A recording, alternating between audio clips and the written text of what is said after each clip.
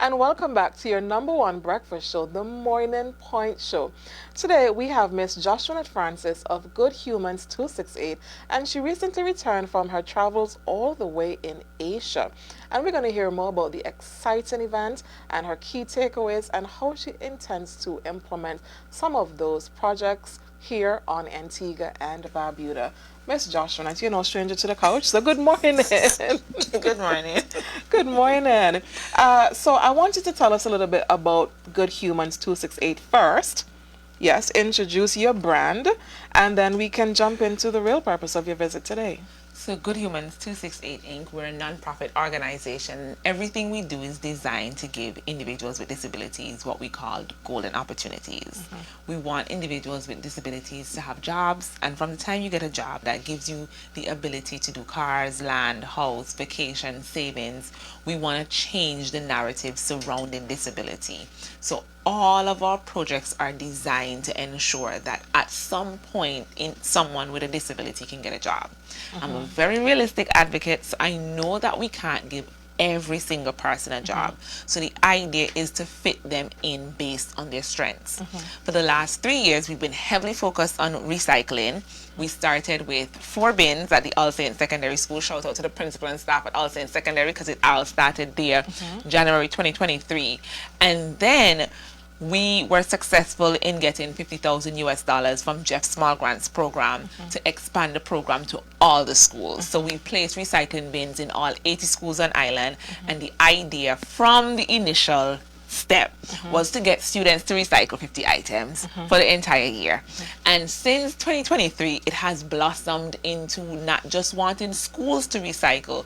We want households, businesses, events. We want everybody to change the way waste is managed. We want people to change their concept of how they see waste. We see waste as wealth, waste as opportunity. So anybody watching, I want you to pull out your calculator, and you should too, and run a quick calculation. Based on the census in 2011, 28,000 homes. Let's just round to 30,000 homes back in 20. So 30,000? 30,000 homes multiplied by $45. That's 1.3. Okay, multiplied by 12. All right, so that is 16,200,000. So can you imagine, like Barbados and St. Kitts, every household, we're going to give every household 3 bins. 1 for recycling, 1 for composting, 1 for regular waste. Each household, we add to their electricity or their water bill. I'm going to go electricity because electricity is not as contentious. And we charge households, not individuals, Households. $1.50 per day. We can generate $16 million every year. Wow. I know. Wow. And from that 16 mil, Right. we're going to be able to give individuals with disabilities jobs. Oh, that is so beautiful. We're now not going to have, so this year we've had 4 landfill fires and an oil spill. We now have revenue to buy more trucks, to buy more machinery, to change the concept surrounding waste collection. So it's no longer going to be one collection, because now if we have 3 bins, we need 3 different sets of trucks. Right. That means we need 3 different drivers. Right. That means we need 3 different men at the back. If we now have 3 different systems going, that means now 3 different facilities. Right. That means we need individuals at all of these different facilities. So this $16 million is how we're going to be able to fund waste management. And that's just the first part. Every weekend we have a fete. We have Carnival coming up. Every fete, they have to submit their tickets to Inland Revenue. So we're now going to add an additional waste management component to it. So from homes, we're collecting 16 mil.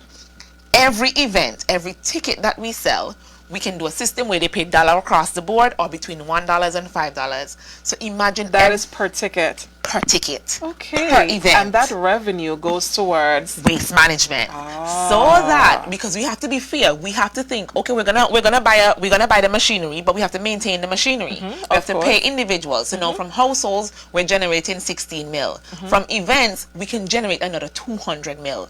Because think about it, it's not per event, it's per ticket. You have this thing calculated to a T. Because we have to give jobs to individuals with disabilities. So what has to happen is we have to have revenue streams. So we're collecting from households now.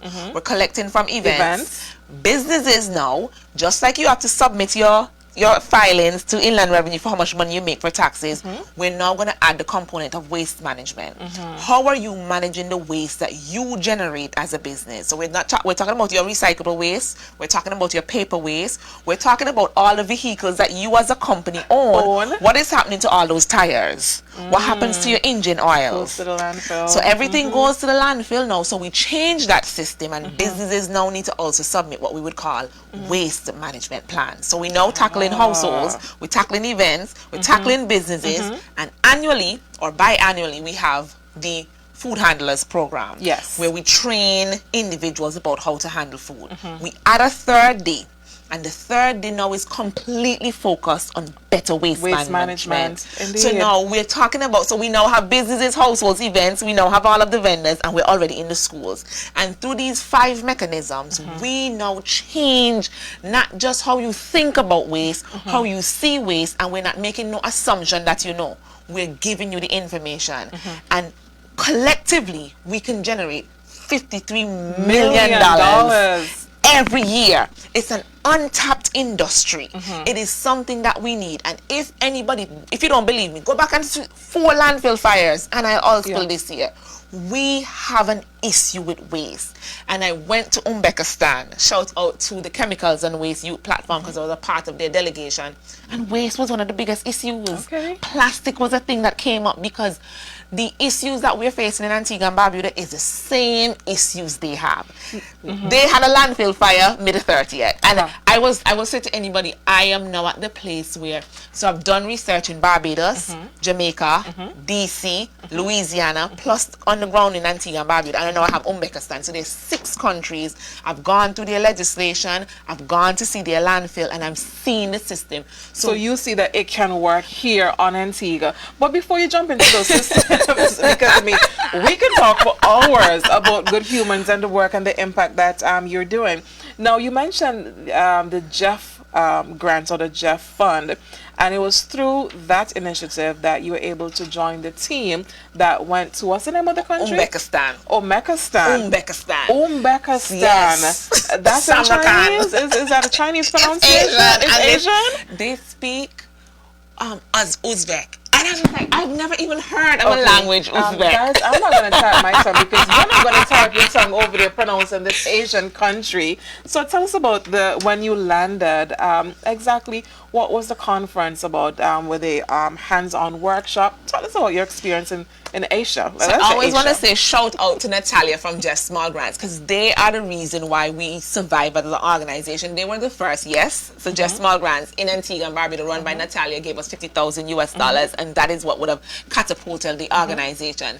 So fast forward to 3 years later, I'm now at the 8th Assembly, and what happens with the 8th Assembly, there are several different meetings that happen in side events, similar to SIDS and similar to what's going to happen with CHOGAM. And you are meeting to talk about the issues of the globe. So all of the different countries have representatives, and there is an outcome document. So we're now closing off Jeff 8, and we're going to Jeff 9, and they're pledging millions of dollars towards countries.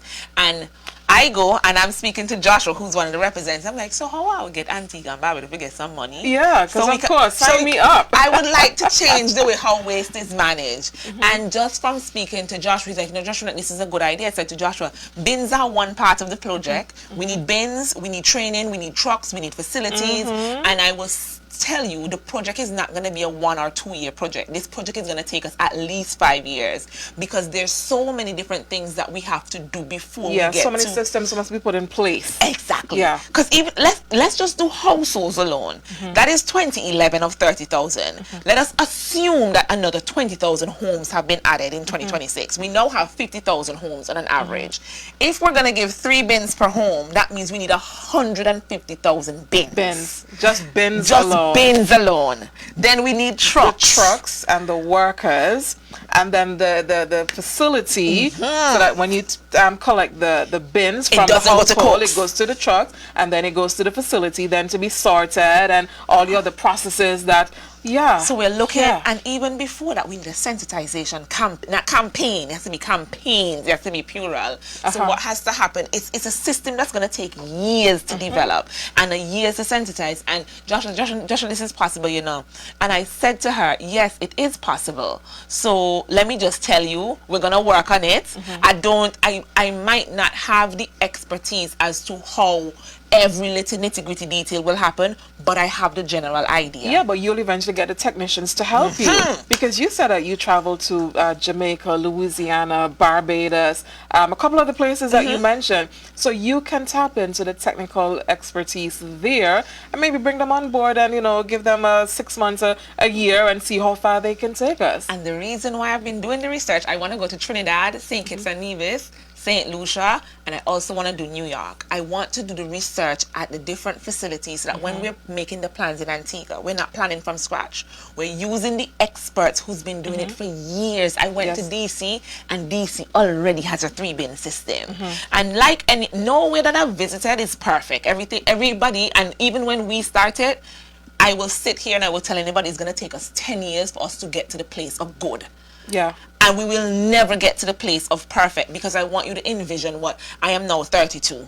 My mom is 60, my dad is 71. We have 3 different generations, and we're telling somebody who's 70, we're no longer going to use the 1 blue bin anymore. We're using 3 bins. Yeah. You have to break them all right there. So it's gonna take so much sensitization. We're gonna need videos, we're gonna need pictures, we're gonna need TikTok dances, we're gonna need billboards, we're gonna need to be in carnival, we're gonna need mascots.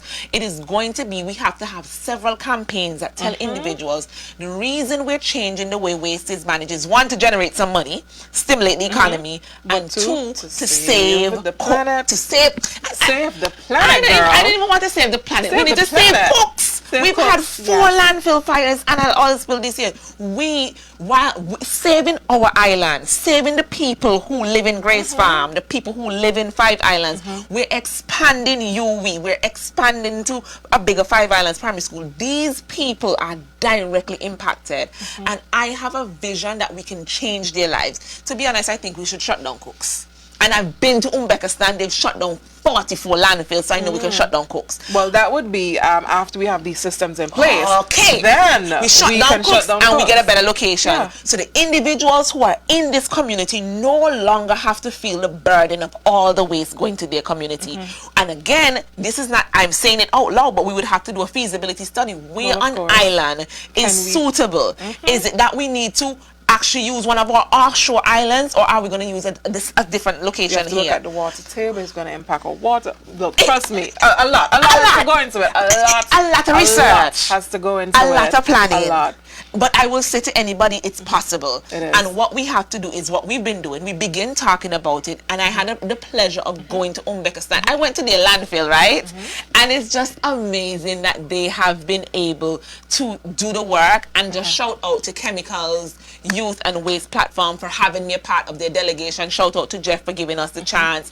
And now the idea is to continue working and to convince our government that this investment into change is worth it. Now, how can persons get in contact with you if, you know, they're listening, they want to make a donation, they want to assist, whichever way, however possible? How can they get in contact with you or your team? So they can call us at 789-GOOD. That is 789-4663.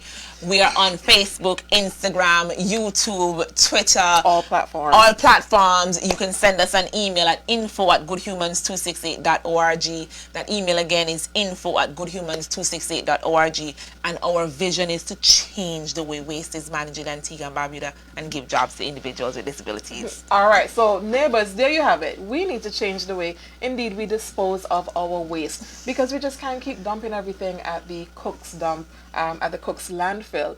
But you know what? We envision a future where we're going to have our bottles and our plastics going one way, our cans going another way.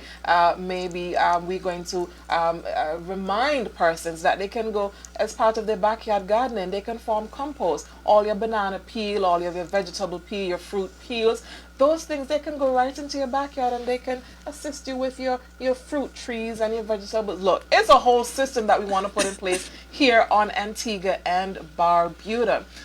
Don't move the dial. We will be right back to continue the Morning Point Show. Stay tuned.